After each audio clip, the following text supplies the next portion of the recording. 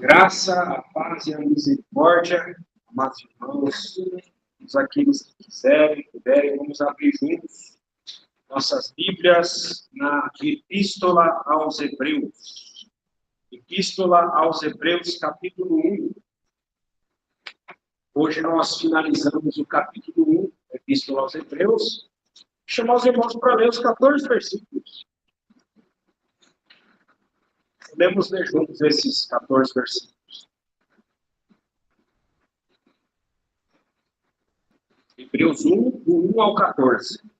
Vamos fazer o seguinte, vamos ler do 1 ao 14, terminar o versículo 14, a gente vai para o 10, repete do 10 ao 14.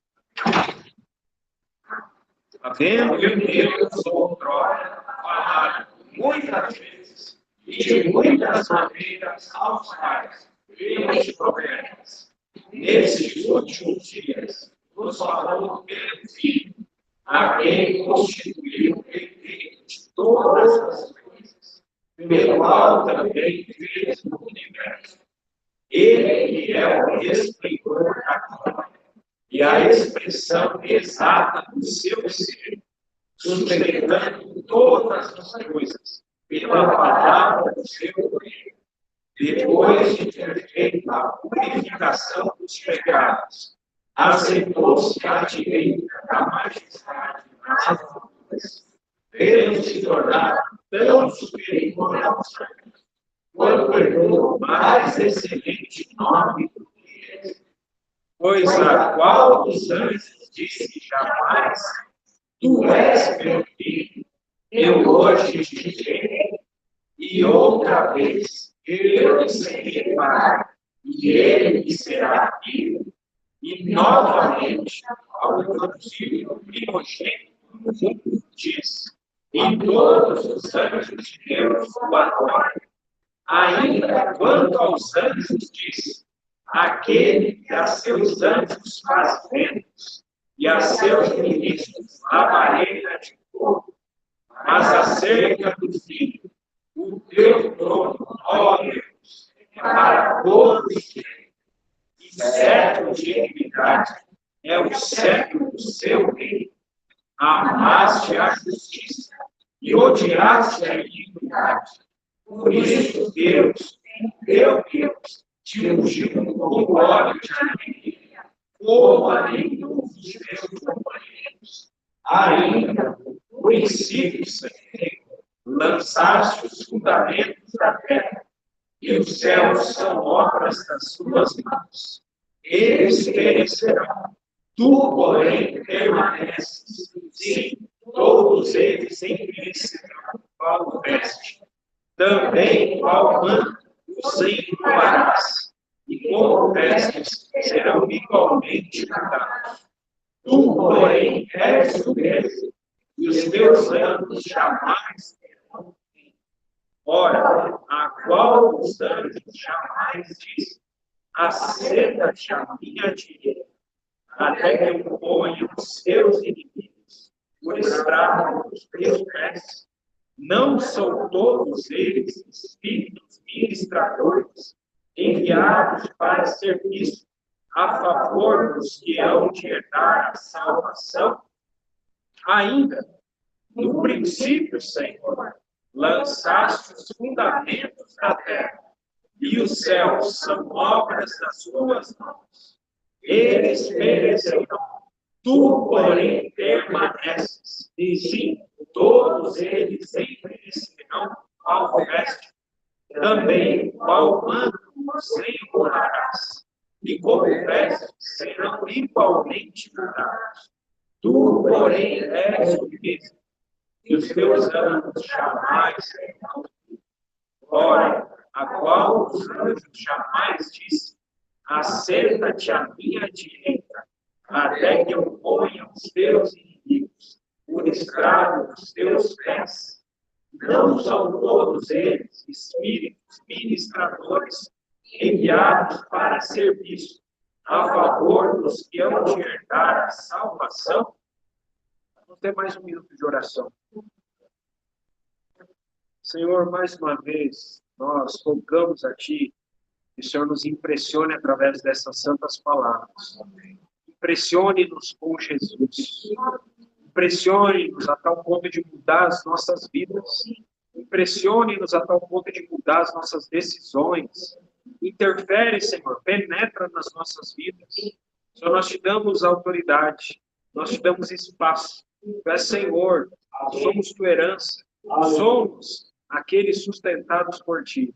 Senhor, tu és imutável, Senhor. Nós somos criaturas, meras criaturas, mas estamos em tuas mãos, somos teus. Ó, entregamos-nos esse tempo a ti, Senhor. Rogamos que a tua palavra encontre terreno fértil em nossos corações, terreno para que ela frutifique em nossas vidas, Senhor.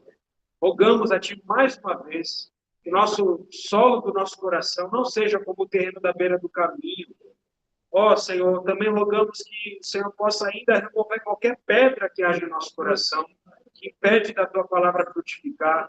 Rogamos ainda, Senhor, que todo cuidado e fascinação das riquezas, que são os espinhos, Senhor, Senhor, remove, Senhor. Encontra a nossa terra, Senhor, um lugar arável, habitável para o Senhor.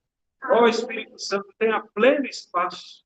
Pleno espaço. Aleluia. Te damos plena liberdade essa noite. Aleluia. Usa esse texto das Sagradas Escrituras para nos impressionar com a bendita pessoa do Filho.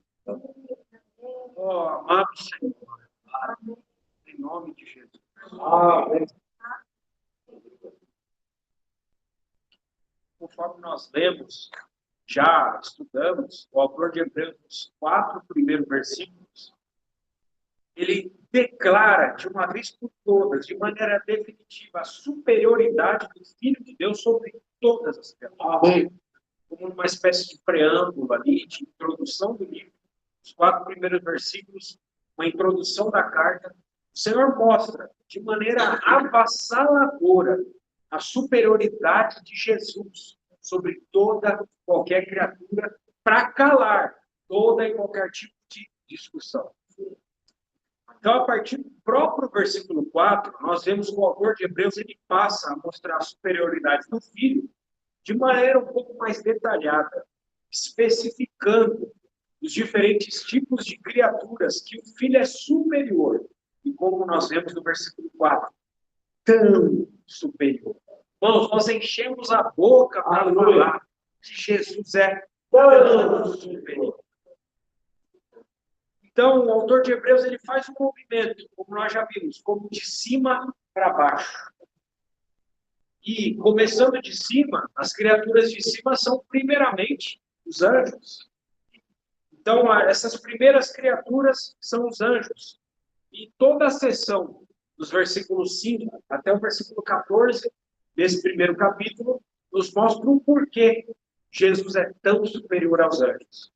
Então, se alguém tiver alguma dúvida do porquê Jesus é tão superior aos anjos, ou a qualquer ser celeste, basta ver esses versículos, do 5 ao 14. Então, como nós já vimos também, o autor de Hebreus se utilizou no início desses versículos 5 ao 14 de perguntas retóricas. A gente vê isso claramente no versículo 5. São perguntas retóricas. E dentro desses versículos 5 ao 14, há pelo menos 7 citações do Antigo Testamento. E essas 7 citações, o autor de Hebreus faz para os seus destinatários da carta. Destinatários esses, como nós sabemos, estavam sofrendo espólio de seus bens, estavam tentando voltar, pensando de alguma maneira, tomar a decisão de voltar para o judaísmo. Porque o Império Romano, naqueles dias, já considerava o cristianismo um crime. O cristianismo já era considerado um crime, então pensava-se como benefício para barrar as perseguições, você voltar para o judaísmo. Então, como nós já vimos, né, e o fato de ser perguntas retóricas no início do versículo 5, demonstra que os destinatários da Epístola aos Hebreus conheciam muito, mas muito bem o Antigo Testamento. Do contrário, não faria sentido perguntas retóricas. Uma pergunta retórica, a pergunta para alguém que já sabe do assunto que está sendo falado. É uma pergunta que não requer explicação, que a pessoa já sabe do que está sendo falado. Então, Os irmãos que receberam material de apoio, né, podem olhar aí. A primeira pergunta retórica está logo no versículo 5. A gente vai passar rapidamente como uma espécie de resumo por todas, para a gente, enfim, se deter no final, os versículos 10 ao 14, que falam das duas últimas citações do Antigo Testamento. Mas voltando à primeira, no versículo 5, citou o Salmo 2, a primeira pergunta retórica. Tu és meu filho, eu hoje te gerei. Então, lembrando, versículo 5 ao 14, o que está falando aqui? Está especificando o porquê Jesus é superior aos anjos. Primeira pergunta retórica, versículo 5. Tu és meu filho, eu hoje gerei. A qual dos anjos Deus Pai disse isso? Tu és meu filho, eu hoje te gerei. Então, isso nos diz o seguinte: Jesus Cristo, por seus próprios méritos, na ressurreição, que é o dia de hoje, ali, eu hoje te gerei. Esse dia nós já vimos, conforme Atos, capítulo 13, versículos 32 e 33, é o dia da ressurreição. Diferentemente de qualquer anjo, nenhum anjo foi chamado por Deus Pai de filho. Jesus foi. A segunda pergunta retórica, que também está no versículo 5, cita 2 Samuel, capítulo 7. Eu lhe serei pai e ele me será filho. Isso se refere ao fato de que Deus mesmo, estabeleceu para sempre o trono do reino de seu Filho, Jesus Cristo, que é o descendente de Davi. Isso está no contexto ali de 2 Samuel, capítulo 7. Nós já vimos uma profecia, um oráculo de Deus dado ao profeta Natan. Então, esse texto de 2 Samuel 7 fala aqui: o Filho de Deus tem um reinado sobre a terra, e esse reinado será no período do milênio. Nenhum anjo terá reinado algum assegurado por Deus. Somente o Filho de Deus. A terceira citação do Antigo Testamento está no versículo 6, e cita Deuteronômio capítulo 32.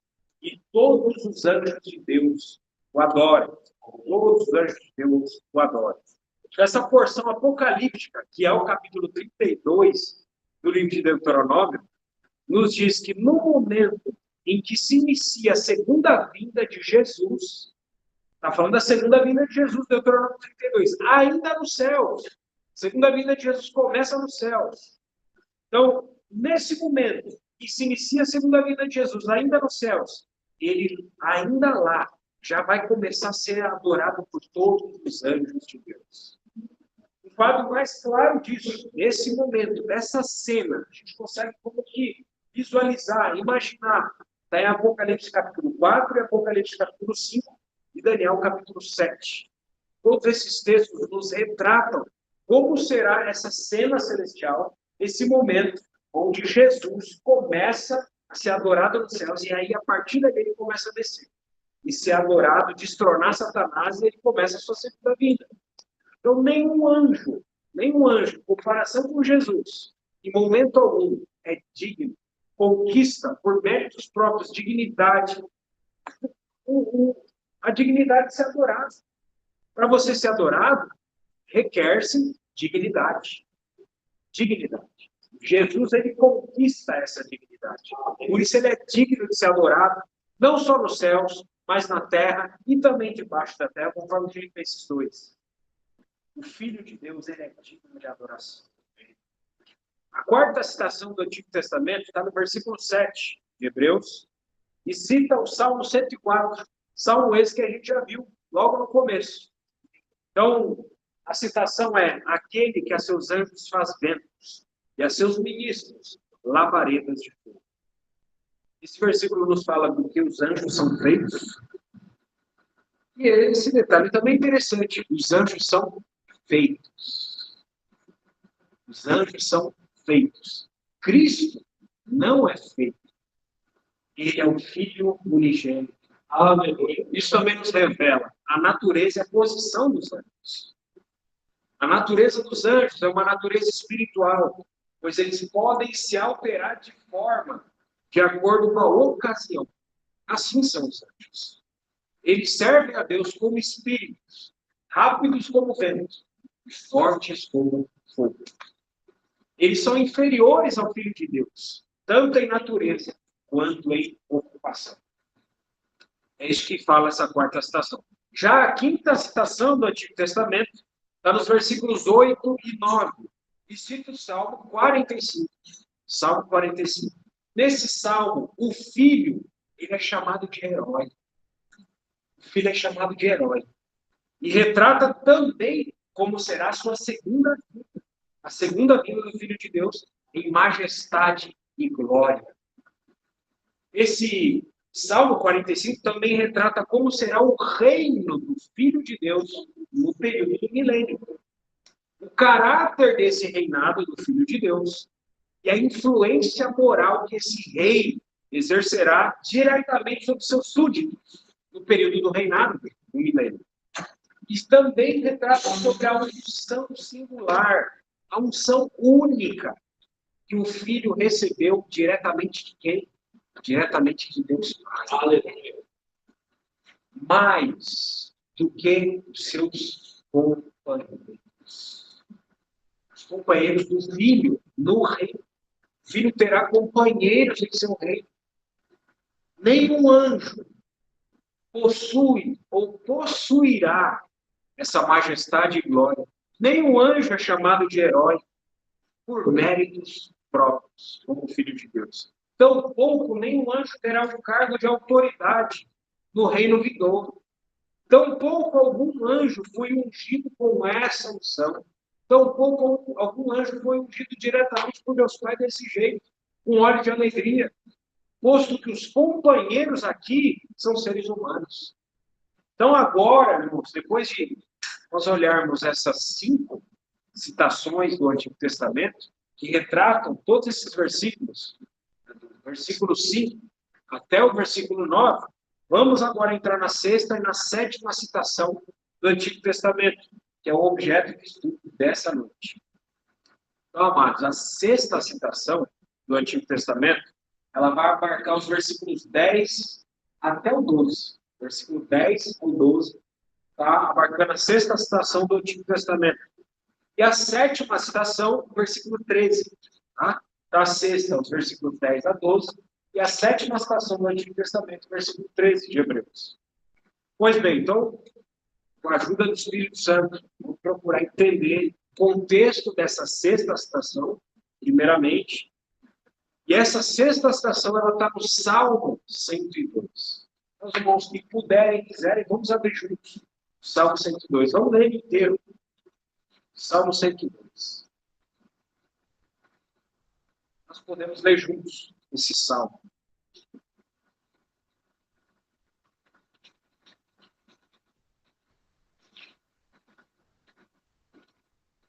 Lembrando, irmãos, quando os irmãos sabem, que essas citações do Antigo Testamento, os crentes hebreus não eram novidades. Eram textos das Escrituras que eram a formação religiosa deles, antes deles se tornarem cristãos. Pois eles vieram do judaísmo. Judaísmo, a gente já falou, composto de judeus, composto de prosélitos, gentios prosélitos e gentios tementes a Deus. Eles estavam familiarizados com estes textos. Não foi novidade para eles. Mas, com certeza, quando o autor de Hebreus citou cada uma dessas citações, foi como podemos dizer, uma pancada para cada um deles. Pois realçou a memória deles. Todos esses textos que eles conheciam muito bem. Então, vamos para o Salmo 102. Salmo 102. Vamos achar? Então, podemos ler juntos. Ouve, Senhor, a minha súplica, e cheguem a ti os meus clamores. Não me ocultes o rosto diante da minha angústia, e inclina-me os ouvidos no dia em que eu clamar. Dá-te pressa em acudir, porque os meus dias, como fumaça, se desvanecem, e os meus ossos ardem como um fornalha. Ferido como a erva, feitoso do meu coração, até me esqueço de comer o meu pão. Os meus ossos já se apegam à pele, por causa do meu dolorido gemido. Sou como o pelicano no deserto, como a coruja das ruínas. Não durmo, e sou como o passarinho solitário dos telhados. Os meus inimigos me insultam a toda hora, furiosos contra mim, praguejam com o meu próprio nome. Por pão tenho comido cinza e misturado com lágrimas a minha bebida, por causa da tua indignação e da tua ira, porque me elevaste e depois me abateste. Como a sombra que declina, assim os meus dias, e eu me vou secando como a relva. Tu, porém, Senhor, permaneces para sempre, e a memória do teu nome, de geração em geração. Levantar-te-ás e terás piedade de Sião. É tempo de te compadeceres dela, e já é vinda a sua hora, porque os teus servos amam até as pedras de Sião, e se comovem no seu nome. Todas as nações deverão o nome do Senhor, e todos os reis da terra a sua glória, porque o Senhor edificou a Sião, apareceu na sua glória, atendeu à oração do desamparado, e não lhe desdenhou as preces. Ficará isso registrado para a geração futura. E o povo que há de ser criado louvará ao Senhor. E o Senhor, do alto do seu santuário, desde os céus, baixou vistas à terra, para ouvir o gemido dos cativos e libertar os condenados à morte, a fim de que seja anunciado em Sião o nome do Senhor e o seu louvor em Jerusalém. Quando se reunirem os povos e os reinos para servirem ao Senhor, ele me abateu a força do caminho e me abreviou os dias. Dizia eu, Deus meu, não me leves na metade da minha vida. Os olhos se estendem por todas as gerações. Em tempos remotos, lançaste os fundamentos da terra, e os céus são obras das tuas mãos. Eles perecerão, mas tu permaneces. Todos eles envelhecerão como uma veste, como roupas mudarás, e serão mudados. Tu, porém, é sempre o mesmo, e os teus anos jamais terão fim. Os filhos dos teus servos habitarão seguros, e diante de ti se estabelecerá a sua descendência. Louvado seja o Senhor. Irmãos, que salmo maravilhoso, né? Esse salmo aqui, Salmo 102, ele é atribuído a Davi, mas não há certeza de que seja Davi. Então, mas se foi Davi, possivelmente foi escrito, né, em alguns dos seus muitos momentos de angústia. Talvez ali sendo perseguido por Saul, talvez ali na caverna de Adulão, se foi Davi. Né? Mas se não foi Davi, possivelmente também, possivelmente não, claramente, o autor estava sob angústia, o autor estava sob aflição, e ele estava clamando ao Senhor. Então, esse salmo ele se aplica, primeiramente, ao seu autor imediato, o autor imediato, quem escreveu o salmo, retratando a situação imediata do autor do salmo, seja Davi ou seja outro que tenha sido seu escritor. Então, primeiramente, esse salmo retrata a situação e o momento de quem escreveu o salmo. Mas não só isso. Então, a gente já tem uma pessoa, tá? Que é o destinatário do salmo, o escritor imediato. Só que não é só um. Então, esse salmo também tem um segundo destinatário. O salmo também é atribuído ao remanescente judeu. O remanescente judeu que vai estar em situação de aperto, situação de extremo aperto, na verdade, em Israel, no momento em que as tropas do anticristo vão cercar a cidade de Jerusalém. Isso ainda vai acontecer no momento futuro. As tropas do anticristo vão cercar a cidade de Jerusalém. todos os exércitos da terra vão cercar a cidade de Jerusalém para destruir Jerusalém.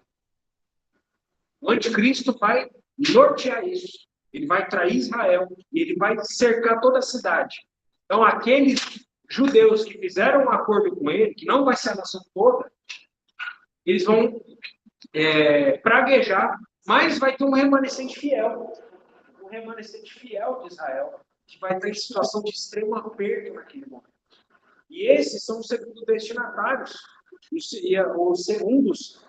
as segundas pessoas que são atribuídas aqui nesse salmo. O remanescente de Israel, que vai estar num momento de aperto. Então, irmãos, há várias outras passagens das Escrituras, como esse salmo aqui, que retratam essas súplicas do remanescente judeu, nesse momento mais angustiante deles, sob a mão do anticristo. E, por fim, esse Salmo 102 também se refere ao Senhor Jesus. Então, nós conseguimos ver nesse salmo aqui tanto a natureza divina quanto a natureza humana de Jesus. Então, a natureza humana, irmãos, nós conseguimos olhar logo de cara. Quando a gente olha esses primeiros 8 versículos, parece que nós estamos olhando Jesus em seus dias, talvez ali do Getsemane, ou também na própria crucificação. Então, parece um paralelo da crucificação do Senhor. A gente olha os primeiros versículos ali, né? Versículo 1, ouve, Senhor, a minha súplica. Não me ocultes o rosto no dia da minha angústia. Nós sabemos que o dia de maior angústia do Senhor foi na crucificação, onde o próprio Pai abandonou o Senhor, por aquele momento em que ele se fez pecado por nós. Não me ocultes o rosto no dia da minha angústia. Foi isso que aconteceu ali, né? O Salmo 22 é um salmo que é um texto paralelo desse Deus meu, por que me desamparaste? O Senhor Jesus falou isso na cruz. Versículo 2 aqui do Salmo 102. Não me ocultes o rosto. Para quem está sendo dirigido? Para Deus. Não me ocultes o rosto no dia da minha angústia. Aí a gente olha, versículo 3, porque os meus dias como fumaça se desvanecem, os meus ossos ardem como uma enfornada. Versículo 5, os meus ossos já se apegam à pele por causa do meu dolorido gemendo. Nós imaginamos o sofrimento do Senhor naquele madeiro. Versículo 7, tem coisas que parece que a gente não considera quando considera a crucificação do Senhor. Não durmo. Não. A gente sabe que no jardim do Getsemane, Pedro, os apóstolos, dormiram. E o Senhor fala, porventura vós não conseguistes nem por uma hora, vigiar comigo. Imagina, irmãos, todo pai, todo aquele que é pai e mãe sabe, né? O que é ficar sem dormir. No dia seguinte, é complicado, né?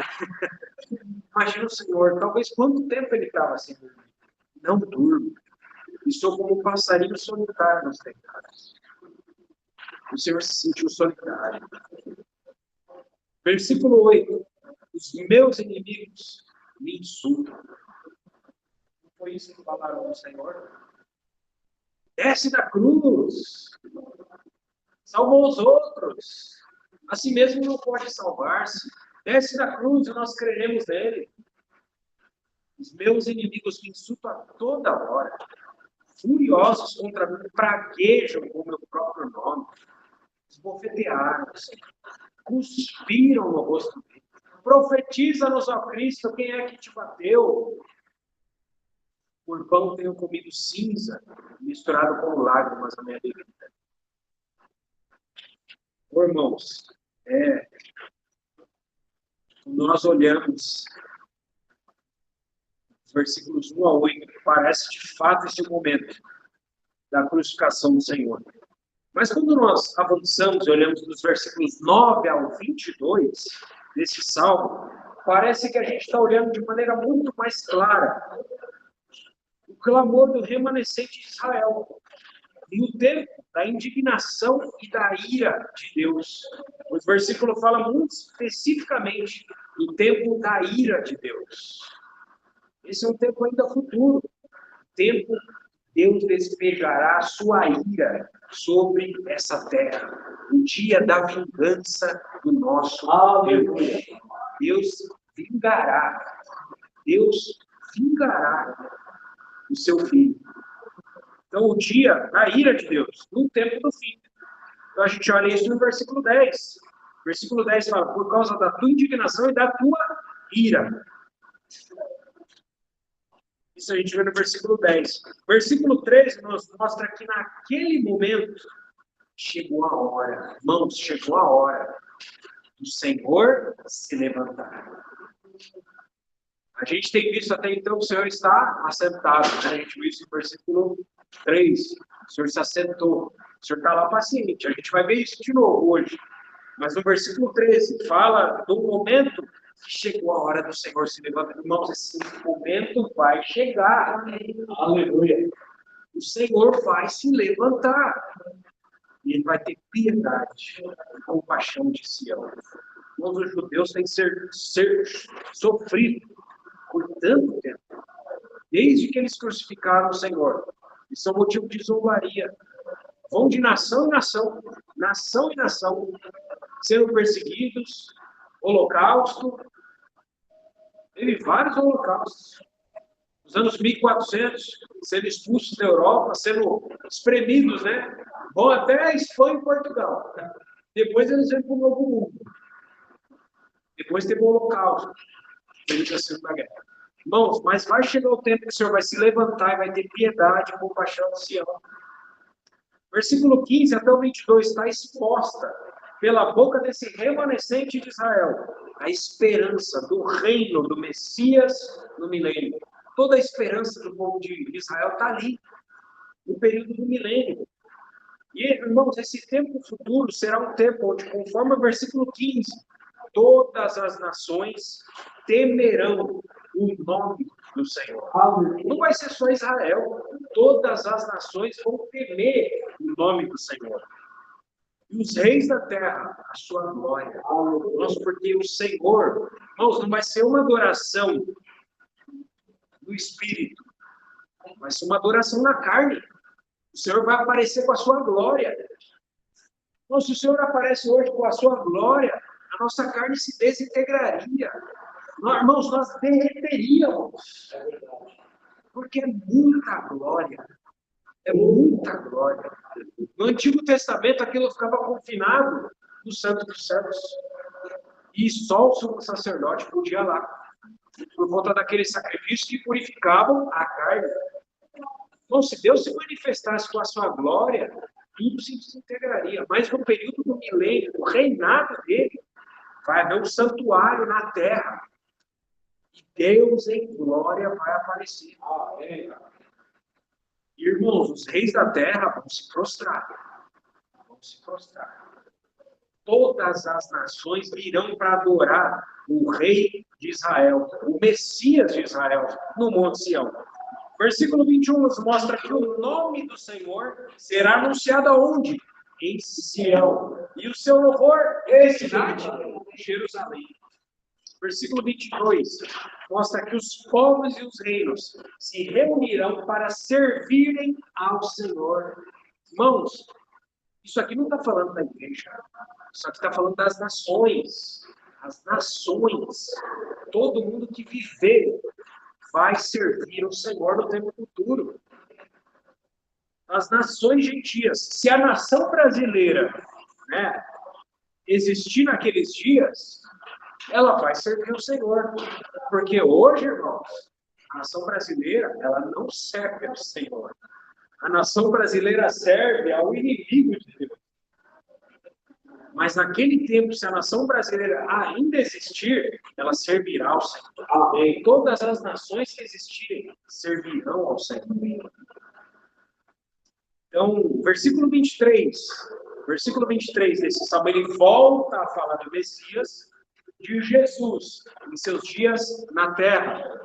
Versículo 24 desse salmo nos mostra o clamor do Senhor ao Pai em sua humanidade e humilhação, pedindo ao Senhor para que ele não fosse levado na metade do tempo da vida dele.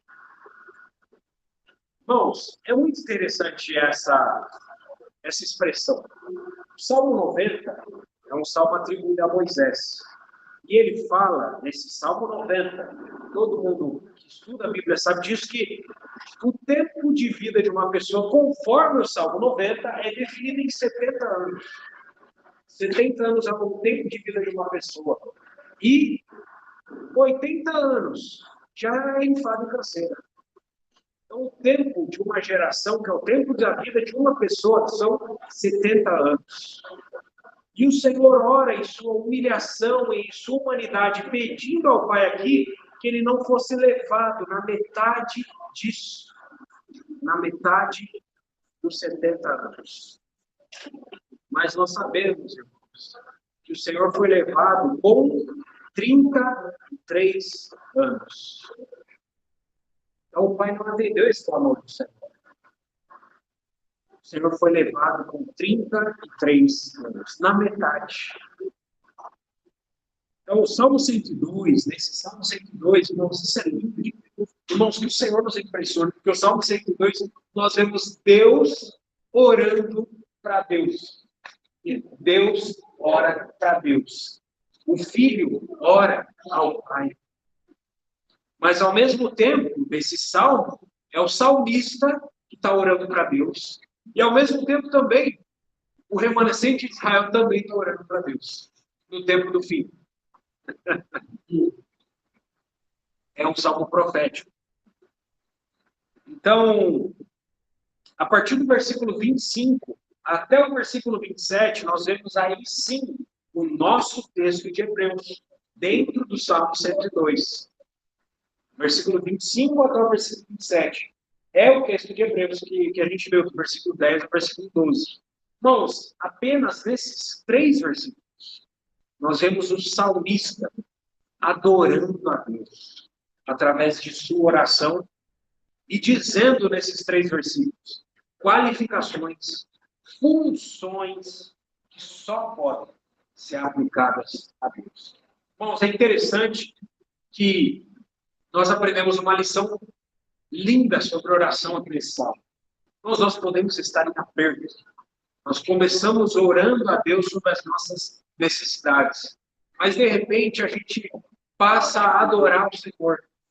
E falar, Deus, Tu és sempre o mesmo. Teus dias não têm fim. A gente começa falando das nossas necessidades. Daqui a pouco a gente já está levantando as mãos adorando. Amém. É uma grande lição sobre oração. Porque, irmãos, nós vamos orando, o Espírito Santo vai ganhando espaço e não tem como não adorar o Senhor. Isso é oração genuína. Portanto, independente da situação onde a gente está, o Senhor, talvez ali na cruz, possa ter orado essas palavras, o salmista e o remanescente de Israel vai orar isso no tempo do fim. Orando em aperto, orando em extrema dificuldade. Mas, irmãos, nas nossas extremas dificuldades, é momento para nós adorarmos ao Senhor. O próprio Salmo 150 fala, né? Para todo ser que respira, louvar o Senhor. Todo ser que respira. Irmãos, em tempo, todo tempo é tempo de adorar. Seja um momento, é só um momento bom que a gente adora o Senhor. Senhor, eu consegui um emprego, agora eu vou te adorar. Não, desempregado também a gente adora o Senhor. Senhor, eu estou passando por pobreza. Momento de adorar o Senhor. Senhor, está acontecendo a dificuldade ao Senhor. Eu adoro o Senhor. Momento de morte. Momento de falta de alimento. Todo momento é momento de adorar o Senhor. A palavra fala de sacrifício de louvor, que é fruto de lábios que confessam o seu nome. Isso está em que epístola? Epístola aos Hebreus. Nós ainda vamos chegar lá. Então, louvado seja o Senhor por esse salmo e por esse texto. Então, nesses 3 versículos, nos falam de qualificações, funções só podem ser aplicadas somente, unicamente a Deus. O que é interessante para nós, irmãos, é que o autor de Hebreus, ao citar esses 3 versículos do Salmo 102, ele atribui tudo isso aqui ao Filho. Nesse trecho do Salmo 102, nos mostra o Filho de Deus em sua divindade. Nós já vimos nos 8 primeiros versículos desse Salmo o Filho em sua humanidade. Mas versículos 25 a 27 nos mostra o Filho em sua divindade. Ele é divino. Porque só Deus, em tempos remotos, onde ainda não existia homem algum, lançou os fundamentos da terra. Não é isso que diz o versículo 25, no Salmo 102? Só Deus pode lançar os fundamentos da terra. Anjo algum pode fazer isso. E não somente a terra, irmãos. O versículo ele não se limita a falar dos fundamentos da terra, mas os céus. Quem criou os céus? O lugar, a habitação, não só de Deus, mas dos anjos, também foram criados por Ele. Ele é criador dos céus. Ele criou os céus. Ele é o Criador. Ele é Deus. Os céus são obras das tuas mãos. Oh, equipos preciosos. Você já pensou que as nossas vidas,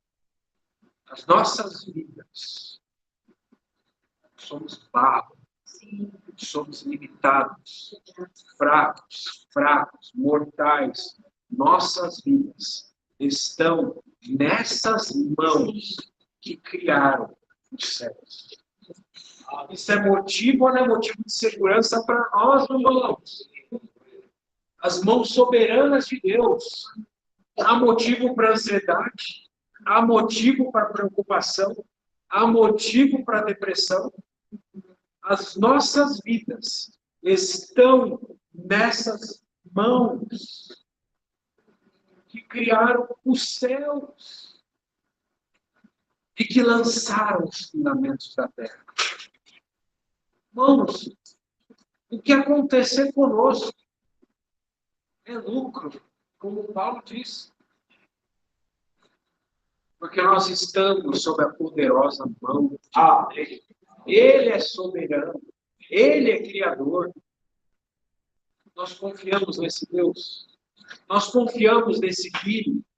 Nós nos entregamos a esse Filho.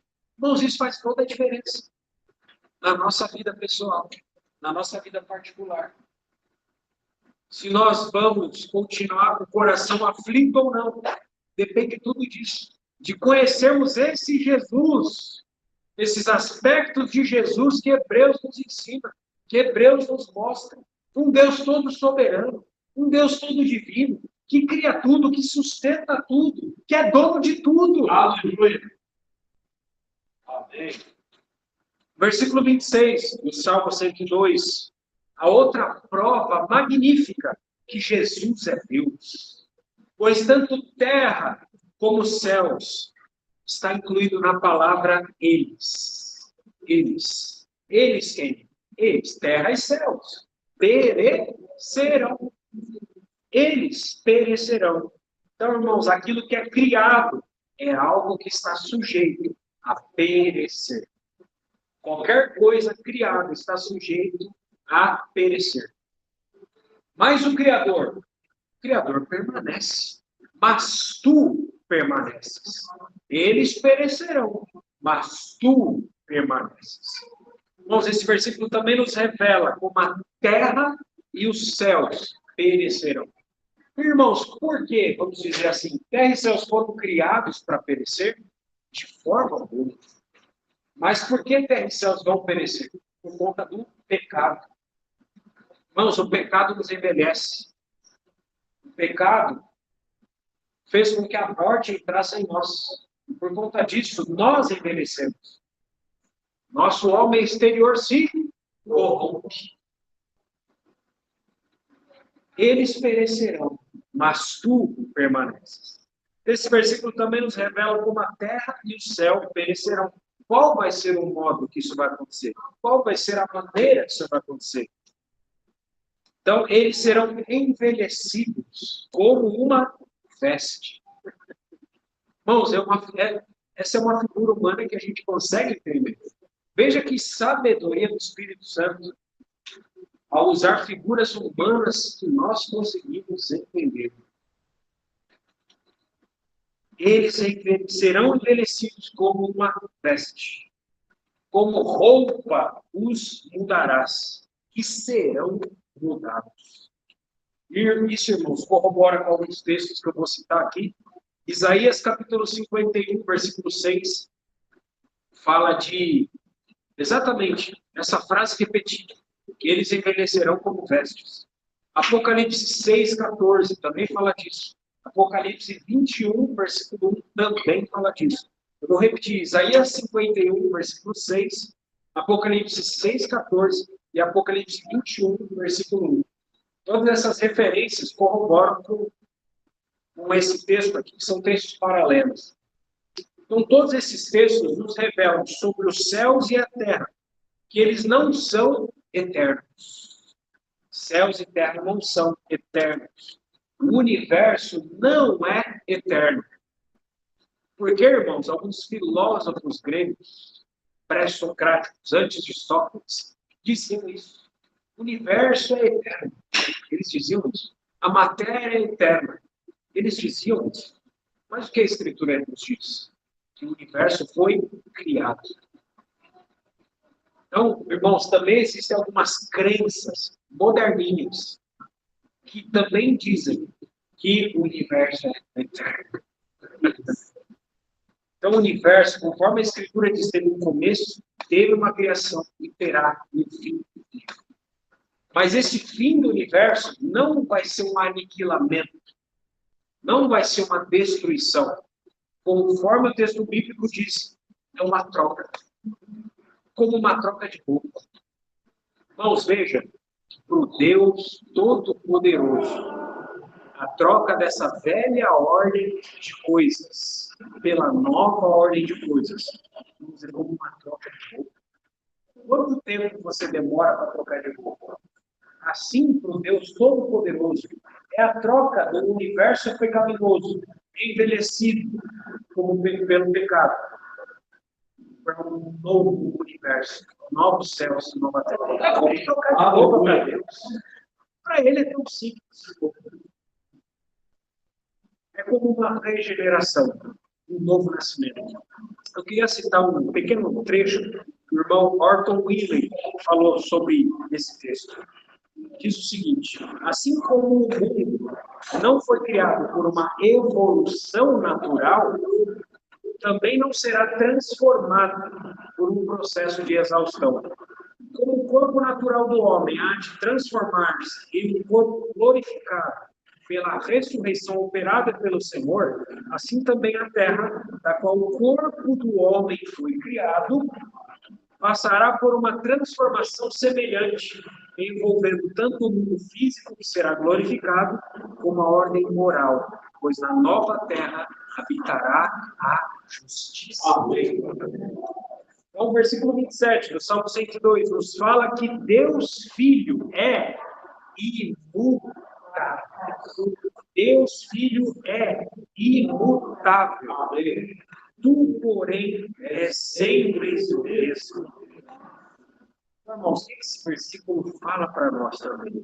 Esse versículo ele refuta toda e qualquer ideia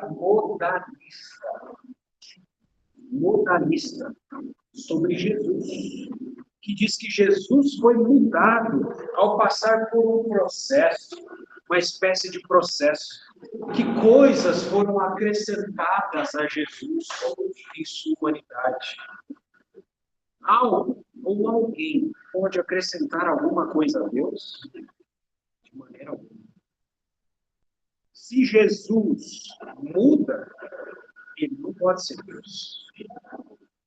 Pois Deus é imutável. Deus é imutável. Deus não muda. Então Jesus nunca mudou. Ele é sempre o mesmo. Então nós precisamos tomar cuidado quando a gente ouve frases bíblicas fora do contexto, que tentam dizer que Cristo se tornou um espírito. vamos ver dentro do contexto o que isso está querendo dizer. Que essas frases fora de contexto aludem, né? Que algo se alterou nele. O versículo diz: tu, porém, é sempre o mesmo. Jesus é eterno e imutável. Que anjo é assim? O irmão Jorge Henry Lang também queria citar uma frase dele, um comentário dele de Hebreus. Ele diz o seguinte: nenhum judeu piedoso jamais atribuiu tais dignidades divinas aos anjos, mas na época do escritor de Hebreus já estava se desenvolvendo aquela mistura enganosa de pensamento pagão e cabalístico, conhecida mais tarde como gnosticismo, que buscava combinar esses sistemas falsos com o cristianismo. Essa ideia de que o universo é eterno, de que a matéria é eterna, de que a matéria é má. E nós precisamos falar isso. A matéria é má, então logo Jesus não é um ser material. Os gnósticos falam isso. Então, para corromper e destruir o cristianismo.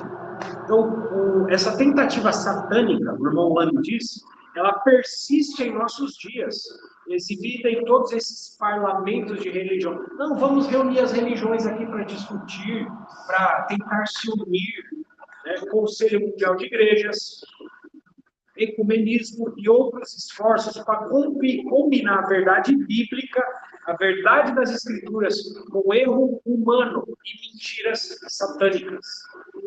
Então, o gnosticismo, ele ensinava que as coisas materiais eram uma criação de poderes dos anjos, poderes angélicos. E os anjos criaram as coisas materiais. E eles próprios, os anjos, eram uma emanação descendente de Deus, não uma criação diferente de Deus. Diferente por ele, diferente de Deus. Então, para eles, não, a matéria divina é tudo igual. Então, veja que sutil e pernicioso. Logo, se os anjos são divinos, eles são como Deus. Eles são Deus. Então, esse sistema panteísta que diz que tudo é Deus, e cegante da alma, foi definitivamente negado e condenado pelo Salmo diante de nós, o Salmo 102.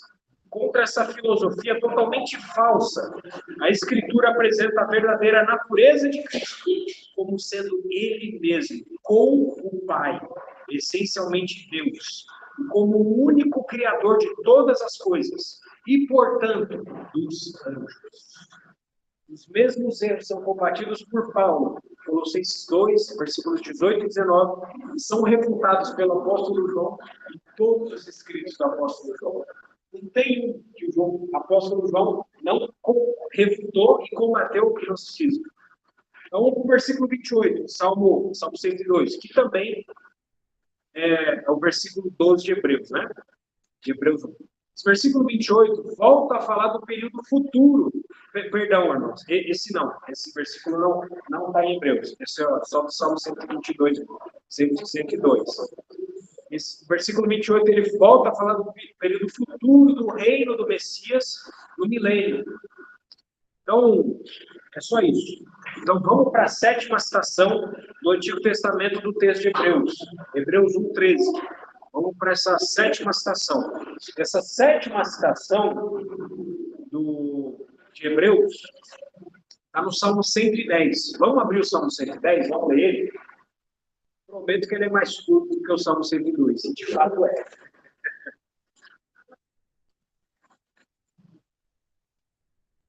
Salmo 110. Esse Salmo 110, quando os irmãos procuram, o irmão Martinho Lutero disse a respeito desse salmo o seguinte, que esse salmo aqui, que a gente vai ler agora, é digno de ser recoberto de pedras preciosas. Esse salmo ele também foi citado, irmãos, diversas outras vezes nas Escrituras, e ele conclui esse salmo, a demonstração para nós aqui, no texto de Hebreus, da superioridade do Filho sobre os anjos. As palavras e o contexto desse salmo aqui concedem ao endereçado do Salmo 110 uma posição, um serviço e um futuro que nenhum ser criado poderia ter. Uma posição, um serviço e um futuro nenhum ser criado poderia ter. Salmo 110. Vamos ler juntos? Disse o Senhor ao meu Senhor: assenta-te à minha direita, até que eu ponha os teus inimigos debaixo dos teus pés. O Senhor enviará o servo do seu poder, dizendo: domina entre os teus inimigos. Apresentar-se-á voluntariamente o teu povo no dia do teu poder, com santos ornamentos, o orvalho emergindo da aurora, serão os teus jovens. O Senhor jurou e não se arrependerá. Tu és sacerdote para sempre, segundo a ordem de Melquisedeque. O Senhor, à tua direita, no dia da sua ira, esmagará os reis.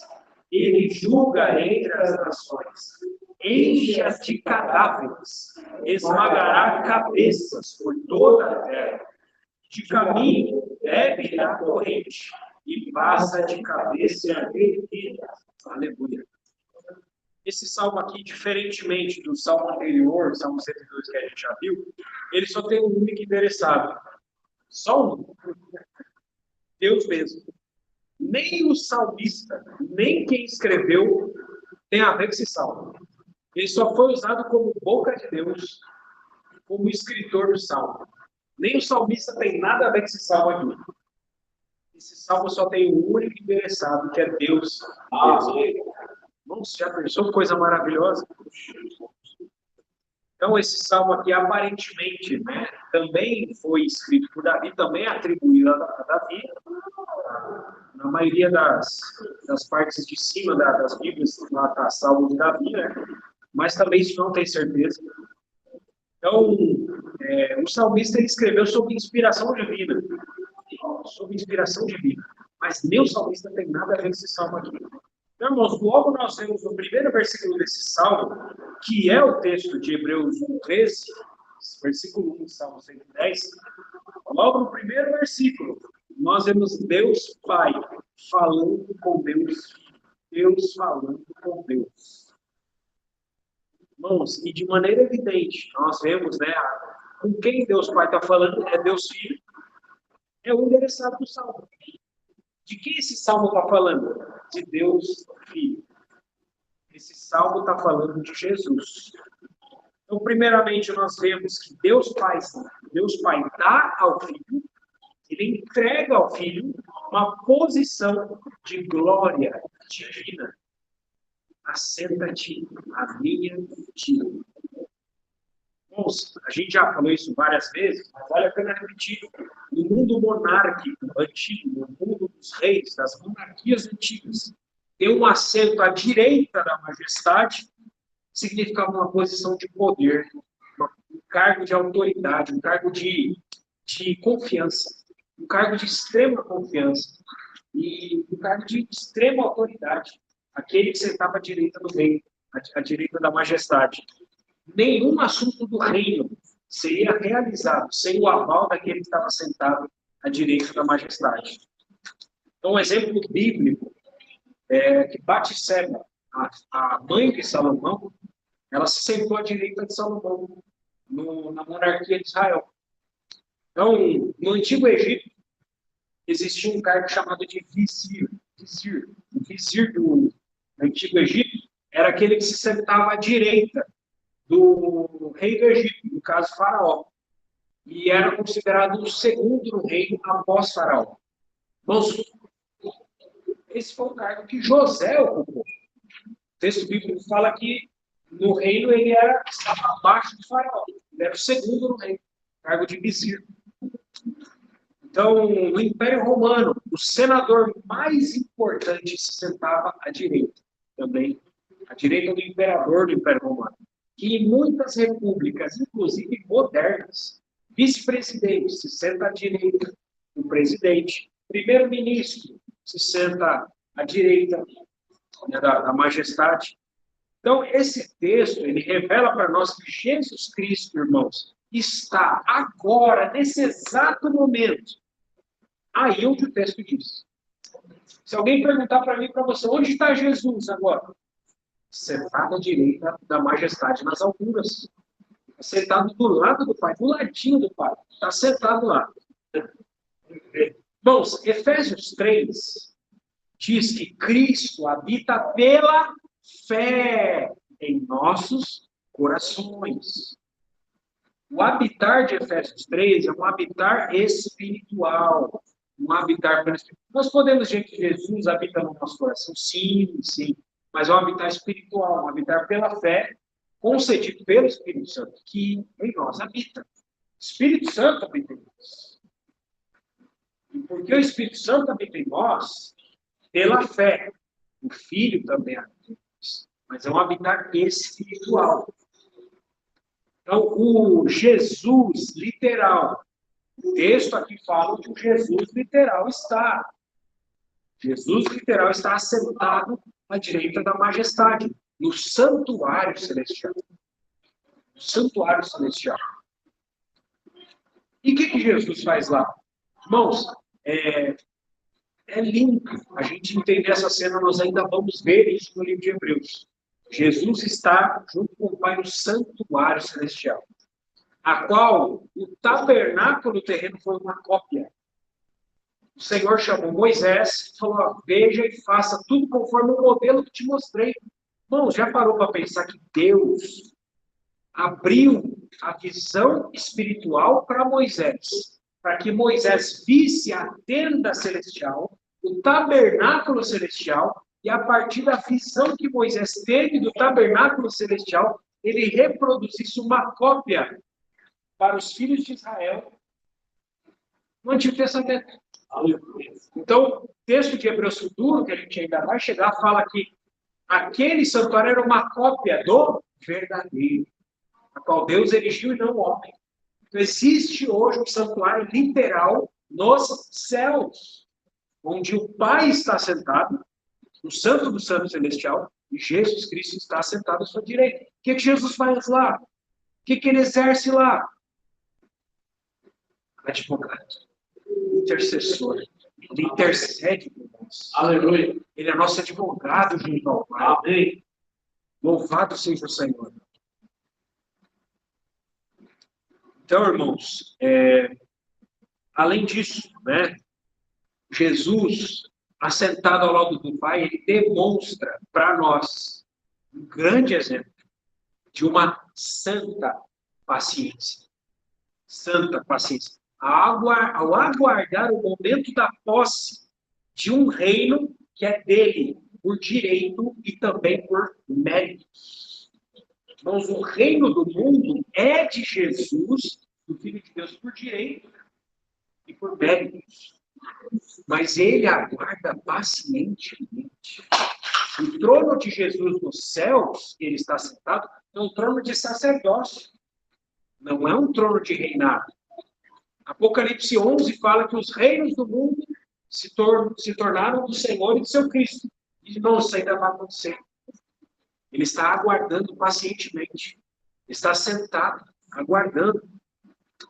Então, o Salmo 110, né, mostra mais uma expressão interessante. Fala ter os inimigos por escabelo ou debaixo dos pés. Assenta-te à minha direita até que eu coloque os teus inimigos por escabelo ou por estrado de seus pés. Bom, isso é como uma espécie de banquinho. Uma espécie de banquinho para colocar o pé em cima. Consegue imaginar essa cena? É uma expressão que significa controle, vitória, superioridade sobre o inimigo, subjugar o inimigo, sujeitar o inimigo. Mas não significa a destruição do inimigo. Significa que você dominou o inimigo. Você está com o pé em cima da cabeça dele. Naquele momento final do inimigo, né? Aquelas batalhas do mundo antigo, do mundo medieval, aqueles cavaleiros, né, com espada, colocava a cabeça em cima, colocava o pé em cima da cabeça do inimigo e descia a espada, aí destruía. Mas antes tinha esse momento de vexame do inimigo, de humilhação do inimigo. Então, assenta-te à minha direita, até que eu coloco os teus inimigos por estrado de seus pés. Então, irmãos, essa expressão, mais uma vez, significa o inimigo estar em uma posição de completa rendição, esperando a sua destruição. Então, amados, esse versículo nos revela que o Pai trabalha. O texto de João fala, o Pai trabalha. E o Pai trabalha até agora, eu trabalho também. O que o Pai trabalha? No que o Pai trabalha? O Pai trabalha para deixar os inimigos do Filho sujeitos, subjugados, vencidos. Quando chegar o momento em que os inimigos do Filho estiverem debaixo dos pés do Filho, então aí sim, o Filho os destruirá. Amados, Cristo é maravilhosamente paciente. Enquanto ele clama, chama o mundo mal ao arrependimento. Você já parou que o Senhor, se quisesse, ele poderia rapidamente, Deus Pai, no estralo de dedos, subjugar o inimigo e colocar aos pés do Senhor. Mas o Senhor, ele é paciente. Ele não quer que nenhum pereça, mas que todos cheguem ao arrependimento. Irmãos, ele clama, ele espera a salvação de pessoas, uma geração perversa, um mundo mau, uma geração que odeia a Deus, odeia ao Senhor. O Senhor espera. Ele se entregou por inimigos. E ele espera pacientemente. Então, Cristo tem sido paciente. Ele é rei por direito sobre os reinos do mundo. Ele espera paciente há 6.000 anos. Desde que o pecado entrou no mundo. Ele espera pacientemente há 6.000 anos. Aguardando a sua coroa e seu reino. Que foram usurpados. Então, irmãos, essa muito mais deve ser a atitude de cada crente. Essa muito mais deve ser a minha atitude. Mas como nós estouramos fácil, na verdade? Irmãos, tem pavio curto, né? Eu sou pavio curto. Irmãos, Cristo não é pavio curto. E porque ele não é pavio curto, nós também não temos direito de ser pavio curto. Ele espera paciente. Irmãos, os reinos foram usurpados dele. Já parou para pensar? E aquele que está reinando sobre o reino que é dele por direito e mérito só perpetua maldades. Satanás só faz maldades nesse mundo. Cristo espera paciente. Ô Cristo de Deus, nos dá a tua paciência no nosso dia a dia. Invade-nos com a tua paciência, Senhor. Nós clamamos isso. Clamamos por paciência, Senhor. Paciência, tua paciência. Cristo seja a nossa paciência. Mas as Escrituras também nos mostram, esse Salmo 110 nos mostra que existe um limite também para a paciência. A paciência, ela tem limite. Inclusive a paciência divina. A paciência divina tem limite. Deus é amor, né? Todo mundo sabe que Deus é amor. Mas Deus não é amor sozinho. Deus não é só amor. Nosso Deus é um fogo. Nós vamos ver isso em Deus. O Deus que a Epístola aos Hebreus vai nos mostrar de maneira cada vez mais clara que Deus é um fogo consumidor. Os crentes hebreus estavam com medo do Império Romano. Nosso Deus é um fogo consumidor. Amém. Nós devemos temer o Império Romano, né? Nós devemos temer qualquer coisa. Nós devemos temer a Deus. Só a Deus. Ele é um fogo que consome. Lucas 19, 27. Evangelho de Lucas, capítulo 19, versículo 27, diz o seguinte. Vamos ver o que o Senhor vai fazer. Quanto, porém, a esses meus inimigos, que não quiseram que eu reinasse sobre eles, trazei-os aqui e executai-os na minha presença. A paciência vai se esgotar. O dia da ira e da indignação vai chegar. Mas hoje, nos dias de hoje, nós vemos o período da graça. Nós vemos o reino de Deus em um estágio inicial. Ele ele reina nos corações dos crentes. O presente reino da graça é a preparação para o reino vindouro, o reino da glória. Esse reino, no estágio final, terá de ser tomado por força, pelo Filho. Pois foi usurpado por Satanás, será finalmente entregue ao Pai. Então, o Pai, ele trabalha, vai deixar tudo debaixo do Filho. Aí o Filho vai agir e vai destruir o inimigo. Nós tem um outro versículo que é muito claro a esse respeito. 1 Coríntios, capítulo 15, versículo 24. 1 Coríntios, capítulo 15, versículo 24. Diz o seguinte, esse versículo. E então virá o fim, quando ele, o Filho, entregar o reino ao Deus e Pai. Quando houver destruído todo o principado, bem como toda a potestade de poder. Aleluia. Então, irmãos, o Filho, o Pai vai deixar todos os inimigos debaixo dos pés do Filho. O Filho vai destruir todo o principado, bem como toda a potestade de poder. Efésios 6 diz que a nossa luta não é contra carne e sangue, mas contra esses dominadores do mundo tenebroso, principados, potestades, hostes espirituais do mal nas regiões celestes. Então virá o fim, quando o Filho entregar ao Deus e Pai o reino. Ele primeiro vai destruir os seus inimigos.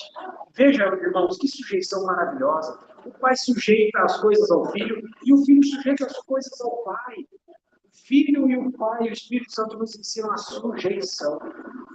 Como difícil é para nós, o pecado dentro de nós nos sujeitarmos uns aos outros, mas isso que a palavra diz, sujeitai-nos uns aos outros.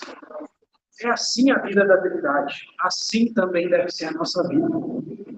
Versículos 2 ao 7 do Salmo 110, versículos 2 ao 7 do Salmo 110, nos fala exatamente desse momento, onde o Filho desce para tomar com força aquilo que é seu.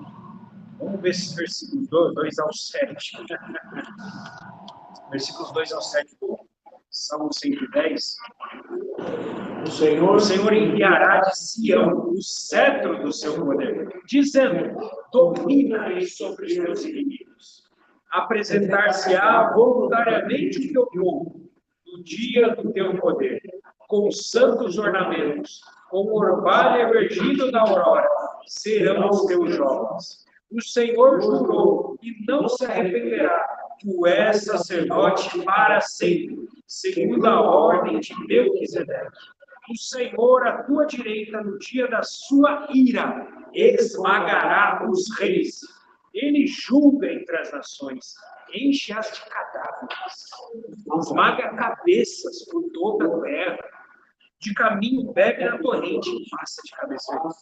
Irmãos, esse Jesus aqui é o Jesus que não é pregado na maioria das igrejas. É o Jesus que vai vir para dominar sobre os inimigos dele. É o Jesus que vai esmagar reis na batalha de Armagedon.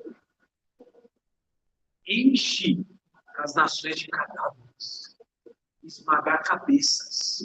Esse é o Jesus que nós devemos temer. Irmãos, os crentes hebreus, quando tiveram essa citação do Salmo 10, eles lembraram desse Jesus aqui. Devemos temer esse Jesus. Então, louvado seja o Senhor. Esse é versículo 5 a 7 aqui que a gente acabou de ler, é uma cena da batalha do Armagedon. Uma cena da batalha do Armagedon. Remanescente Israel lá no meio de Israel, clamando, os exércitos do anticristo em volta. E aí, nos céus, o Pai fala, domina sobre os teus inimigos. Aí o Senhor desce com majestade e glória e pisa, esmaga a cabeça dos inimigos. Como fala aqui, esmaga o crânio dos inimigos. E o texto de Apocalipse fala que o sangue vai correr até o freio dos cavalos. Vai ser uma cena terrível o que vai acontecer. O versículo 3 desse salmo mostra que o povo de Israel, diferente de hoje, o povo de Israel ainda hoje está em grande fidelidade, salvo os irmãos judeus messiânicos. Mas os judeus daquela época não vão se opor mais às reivindicações do Messias. No futuro, os judeus vão se apresentar voluntariamente com santos ornamentos. Irmãos, que cena linda isso vai acontecer. Então, irmãos, para o Filho de Deus é esperado um futuro de triunfo sobre todos os inimigos. Nenhum anjo pode suportar essa glória ou preencher esse alto cargo que só o Filho de Deus pode preencher ou garantir essa vitória universal. Algum anjo consegue isso, vencer todos os inimigos. Só o Filho de Deus. Então, o cargo dos anjos é um cargo nobre, podemos dizer assim hoje, mas é um cargo subordinado. Um cargo de subordinação é servir aos conselhos daquele soberano que está lá em cima. E atualmente esses conselhos do soberano dizem respeito principalmente a certos objetos da graça de Deus, amém, que ainda estão para herdar a salvação. Herdar a salvação. Esse é um desígnio e tarefa cuja atividade requer os anjos hoje. E eles são dignos desse ofício hoje. Vamos para o versículo 14 de Hebreus 1, a gente finaliza. Eu gostaria para até agilizar, ler o que o irmão Robert Gouveia fala sobre esse texto aqui. Versículo 14 de Hebreus 1. Podemos até ver esse versículo mais uma vez. Não são todos eles espíritos ministradores enviados para serviço a favor dos que hão de herdar a salvação? Uma pergunta retórica, né? Então, o irmão Robert Gouveia diz o seguinte: aqui está a declaração final sobre o lugar e o emprego dos anjos. Cristo se senta no trono. Eles, os anjos, estão diante. Ele, Cristo, permanece lá no trono. Eles, os anjos, são enviados para as missões do seu soberano. Ele é o Filho. Eles são servos para os resgatados do Filho. Cristo, em 33 anos, mereceu promoção muito acima dos anjos. Eles continuam milhares de anos nos mesmos serviços. Eles são empregados pelo trono, mas o trono de Deus se emprega para exaltar Cristo. Aleluia! Aqui a gente finaliza só a palavra salvação, que fala aqui no versículo 14, e não só no versículo 14, mas no livro de Hebreus. É bom a gente esclarecer, porque isso nos ajuda a nortear no nosso estudo. A palavra salvação, de maneira geral, na Bíblia, ela tem dois aspectos. Uma palavra ampla. Ela pode até significar outras coisas, como a salvação de uma determinada situação, né? Uma salvação de uma determinada situação. Mas, em linhas gerais, ela tem dois aspectos, a palavra salvação. O primeiro significado é vida eterna. O que significa salvação? Significa você receber vida eterna. E a vida eterna é um presente de Deus para todo aquele que crê. O que você fez para receber a salvação, a vida eterna? Pastor, crer. Esse crer foi mérito seu? Não, de maneira alguma. Pois foi a graça de Deus que te propiciou crer. Os méritos e a glória são todos dele. Na carta aos Efésios, se refere a esse aspecto da salvação quando diz: porque pela graça sois salvos, mediante a fé. Isso não vem de vós, é dom de Deus. Efésios 2:8, essa referência. A salvação, esse primeiro aspecto de vida eterna, é um dom de Deus, é um presente de Deus. Você não precisou fazer nada para conquistar isso.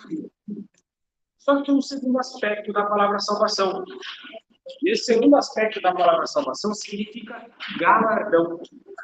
A primeira e melhor ressurreição, ou participar do reino milenar, receber a herança, exercer direito de primogenitura. Existem várias expressões no Novo Testamento para isso. Também pode estar como salvação, se referindo a isso. Então, o que vai definir isso é o contexto que a gente está lendo. O contexto vai definir que aspecto da salvação que está falando. Então, esse aspecto da salvação, esse segundo aspecto, é a recompensa do serviço a Cristo e envolve, sim, as nossas obras. As nossas obras, obviamente, no Espírito Santo, com a energia de Deus, não as obras feitas na carne, com a qual muitos vão chegar naquele dia dizendo, Senhor, Senhor, eu não fiz isso, aquilo, etc. Né? Irmãos, parece que é de Mateus 7. Mas as obras feitas no Espírito Santo, todas elas serão recompensadas. E é esse aspecto da salvação que está se referindo aqui. Apocalipse 22, 12 diz o seguinte, Apocalipse 22, 12. Eis que venho sem demora, e comigo está o galardão que tenho para retribuir a cada um segundo as suas obras. Então, irmãos, como todo o contexto da carta dos Hebreus fala de crentes e não de incrédulos, e fala do perigo desses crentes se apostatarem, voltando ao judaísmo. Então, o próprio versículo 14 aqui que a gente está lendo, de Hebreus 1, nos fala sobre herdar. Herdar. Herança, a gente sabe, é diferente de um presente. Você precisa atingir a maioridade. Você precisa atingir a maioridade para você receber. Então, o dom de Deus, a graça, a gente não precisa fazer nada para receber. Mas para nós recebermos a nossa herança, nós precisamos se tornar crentes maduros. Então, o contexto aqui fala sobre herdar, o contexto do livro fala sobre crentes. Não é crentes que vão receber, incrédulos que vão receber a salvação, dom de Deus. Então, não fala sobre dom aqui, fala sobre herança. A palavra salvação aqui está em seu segundo aspecto, não no primeiro. Louvado seja o Senhor. Aleluia. Bom, vamos orar. Glória a Deus. Aleluia. Senhor, continua nos impressionando. Impressiona-nos com as tuas glórias. Impressiona-nos com a tua grandeza, Senhor. Tu és o nosso irmão mais velho, que possui todas as coisas. Ó, Senhor, como não mudar a nossa postura em relação às coisas da igreja diante de um Senhor tão grande? Como não mudar a nossa postura diante das reuniões diante de um Deus tão grande? Como não mudar o nosso serviço a Deus diante de um Deus tão grande? Como não mudar a nossa vida secular diante de um Deus tão grande? Como não mudar, Senhor, diante de um Deus que possui todas as coisas? Tu és dono de tudo, Senhor. Tudo permeia. Para onde me ausentarei do teu espírito? Para onde fugirei da tua face? Se subo aos céus, lá estás. Se põe a minha cama no mais profundo abismo, o Senhor, lá estás também. Tudo é feito por meio dele e para ele, Senhor. Tudo é feito para a tua honra e para a tua glória, Senhor. Impressiona-nos, Senhor, com a pessoa do Filho. Faze-nos ver, Senhor, esse Cristo, esses aspectos de Cristo no livro de Hebreus. Muda as nossas decisões diárias, Senhor. Sejam as mínimas decisões. Muda as nossas decisões. Faze-nos contemplar o Senhor, olhar para o Senhor nas nossas decisões. Queremos entregar a nossa vida ao Senhor, porque o Senhor é digno de confiança. O Senhor é digno de louvor e honra e adoração pelos séculos dos séculos. As nossas vidas estão em tuas mãos. Mãos que criaram céus e terra. Ó Filho eterno que tudo criou e a tudo sustenta. Nós somos teus. Nós nos consagramos ao Senhor. Quer pela vida, quer pela morte. O Senhor se engrandeça em nós. Aleluia. Queremos viver vida para a tua glória. Quer comais, quer bebais, quer façais qualquer outra coisa. Fazer tudo para a glória de Deus. Se engrandeça, Senhor. Em nome de Jesus. Amém. Glória a Deus.